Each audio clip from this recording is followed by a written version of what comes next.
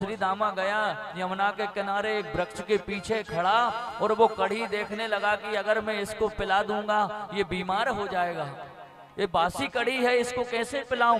पूरी कड़ी पी ली श्री दामा ने और मटकी यमुना में फेंक दी। भगवान ने देखा कि ये चुपके से पी रहा है। भगवान दौड़ लगा कर गए। भगवान ने देखा कि उसके मुंह के ऊपर ऐसे नीचे जो गिर रही थी कड़ी, भगवान ने उसका मुंह पकड़ा और अपनी जीभ से उसकी वो बगरी हुई कड़ी भगवान चाटने लगे। और जैसे ही भगवान ने इतना करा, चार मुख वाले ब्रह्मा निकल रहे थे। ब्रह्मा ने देखा ये कैसा परमात्मा, ये परमात्मा नहीं हो सकता भैया। अरे इसको नेति कर करके लोग पागल हो रहे, जंगलों में गुफाएं बना बना के इसकी साधना कर रहे हैं, ये मिलता नहीं है। ये कैसा भगवान झूठा मीठा सब ग्वाल सकाओं का खा रहा। भगवान जैसे ही मधुमंगल वहां श्री दामा के पास पहुंचे, यहां भगवान की सारी गायों का हरण ब्रह्मा ने कर लिया।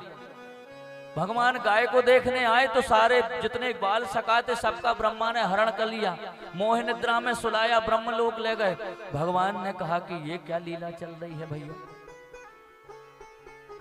भगवान ने जैसे ही नेत्र बंद करे और ब्रह्मा से कहने लगे, अच्छा ब्रह्मा तू मेरी परीक्षा लेगा। भगवान ने क्या करा, जैसा जिसका ग्वाला था भगवान स्वयं बन गए, जिसकी जैसी लाठी तक भगवान स्वयं बन गए, जैसी गाय थी भगवान स्वयं बन गए, जैसा बछड़ा था आज भगवान स्वयं सब रूप में खड़े हो गए। बोलो गोविंद भगवान की। दाऊ दयाल आए। दाऊ दयाल ने कहा कि कहा बात है कन्हैया, आज दाल में काला दिख रहा है। भगवान ने कहा कि दाऊ भैया दाल में काला नहीं, पूरी दाल काली है। बोले ब्रह्मा हमारी परीक्षा लेना चाह रहे हैं।